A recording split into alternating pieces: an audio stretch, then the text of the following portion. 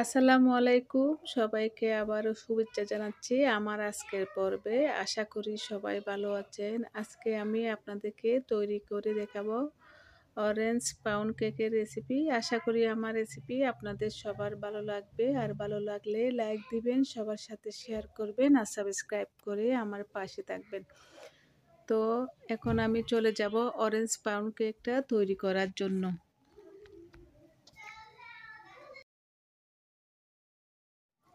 তো আজকে আমি অরেঞ্জ পাউন্ড কেক তৈরি করব 4টা ডিম দিয়ে। তো এখানে নিয়েছি 4টা ডিম।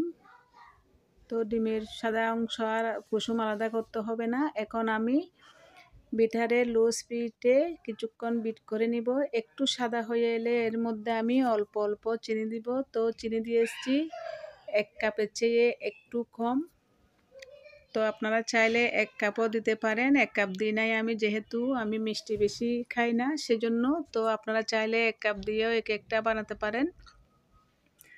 তো আমি অল্প অল্প চিনি দিয়ে বিট করে নিব এভাবে বিটারের স্পিডটা লোতে রেখে। তো আমার বিটারের স্পিড অনেক বেশি, সেজন্য আমি সব সময় 1 দিয়ে কাজ করি, মানে লোতে দিয়ে। লোতে আমার হয়ে যায়, আমি অনবরত মানে লোতে দিয়েই কেকটা বানিয়ে থাকি।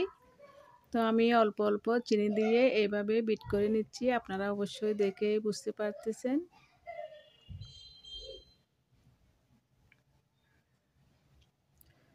তো বিট করতে করতে এক সময় এরকম সাদা হয়ে আসবে 4-5 মিনিট পর।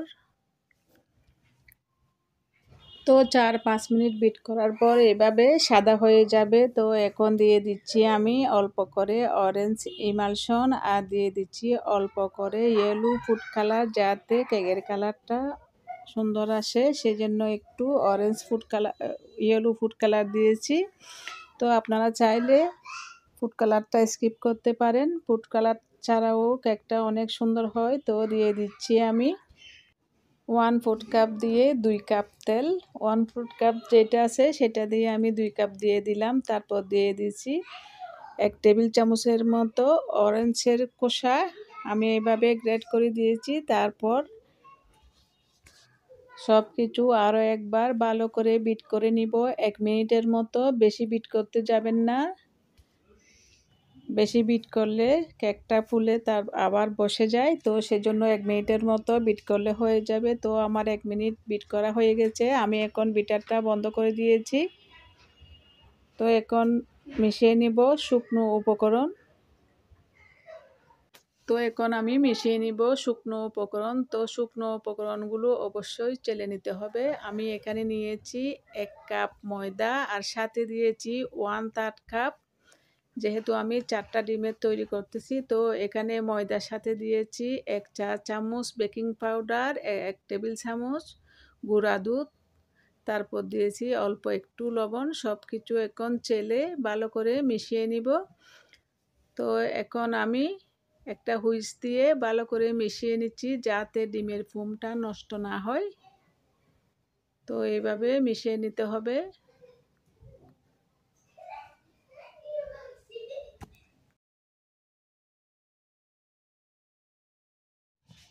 তো কিছুক্ষণ মিশিয়ে নেওয়ার পর আমি দিয়ে দিচ্ছি একটা অরেঞ্জের জুস।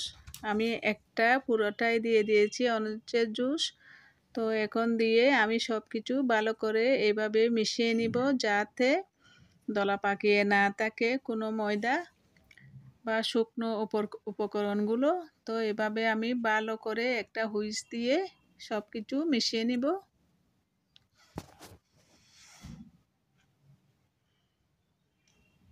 তো কিভাবে মিশিয়ে নিচ্ছি আপনারা অবশ্যই দেখে বুঝতে পারছেন।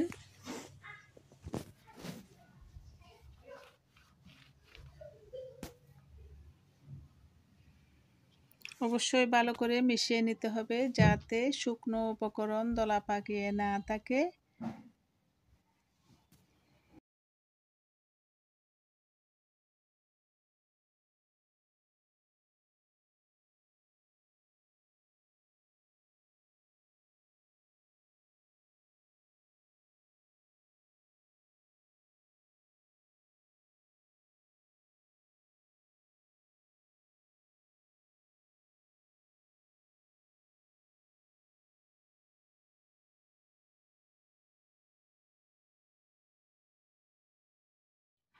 তো আমার মিশিয়ে নেওয়া হয়ে গেছে। আমি এখন একটা স্প্যাচুলা দিয়ে ভালো করে উপর নিচ একটু মিশিয়ে নিব।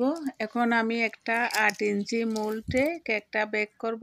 8 ইঞ্চি মোল্ডে আগে একটা বেকিং পেপার এভাবে আমি দিয়ে দিয়েছি যাতে কেকটা সুন্দর হয়। বেকিং পেপারে অবশ্যই তেল দিতে হবে না, তো মোল্ডেও কোনো তেল দিতে হবে না, শুধু বেকিং পেপারটা দিলে হয়ে যাবে। তো আমার 4টা ডিমের ব্যাটারে 2টা কেক হচ্ছে, একটা হচ্ছে 8 ইঞ্চি মোল্ডে আরেকটা হচ্ছে 6 ইঞ্চি মোল্ডে। তো আমি প্রথমে 8 ইঞ্চি মোল্ডে দিয়ে দিচ্ছি। তো দিয়ে এভাবে একটু ট্যাপ করে দিতে হবে যাতে ভিতরে বাবলস না থাকে। তো এখন আমি চলে যাব কেকটা বেক করার জন্য। কেক বেক করার জন্য আমি চুলায় চলে যাচ্ছি। চুলায় আমি একটা প্যান দিয়ে প্রথমে 10 মিনিটের মতো প্রিহিট করে রেখেছি। তারপর আমি কেকের মোল্ডটা দিয়ে দিচ্ছি এখন। তো আমি সব সময় এভাবে চুলায় কেক বেক করে থাকি। মাশাআল্লাহ আমার কেকগুলা অনেক সুন্দর হয়। তো আমি এখন এভাবে দিয়ে দিচ্ছি। অবশ্যই সাবধানে দিতে হবে যাতে হাতের সাথে হাঁড়িটা না লাগে।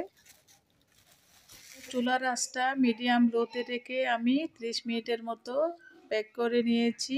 তো দেখেন মাশাআল্লাহ কেকটা অনেক সুন্দর হয়েছে। তো আমি এখন নামিয়ে নিব। নামিয়ে একটু ঢেকে রাখবো 10-15 মিনিটের মতো বা আধা ঘন্টার মতো। তো ঢেকে রাখার ফলে কি হয়, কেকটা অনেক সফট হয়। ঢেকে রাখা পরে যখন কেকটা একদম সম্পূর্ণভাবে ঠান্ডা হয়ে গেছে, আমি এখন কেকটা কেটে নিব। দেখেন আপনারা কেকটা মাশাআল্লাহ অনেক সুন্দর হয়েছে। তো আমি এখন কেকটা কেটে নিচ্ছি। কেকটা অনেক সুন্দর ও সফট হয়েছে। তো দেখে আপনারা বুঝতে পারছেন। খেতেও মাশাআল্লাহ অনেক মজা হয়েছে।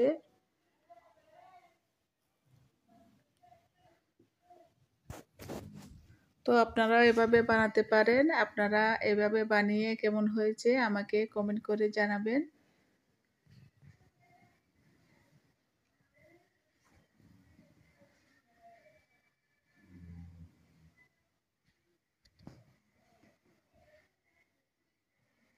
তো দেখেন মাশাআল্লাহ কেকটা অনেক সুন্দর হয়েছে। একটু ফুড কালার দেওয়ার ফলে কেকের কালারটা অনেক সুন্দর হয়েছে। খেতেও মাশাআল্লাহ অসাধারণ।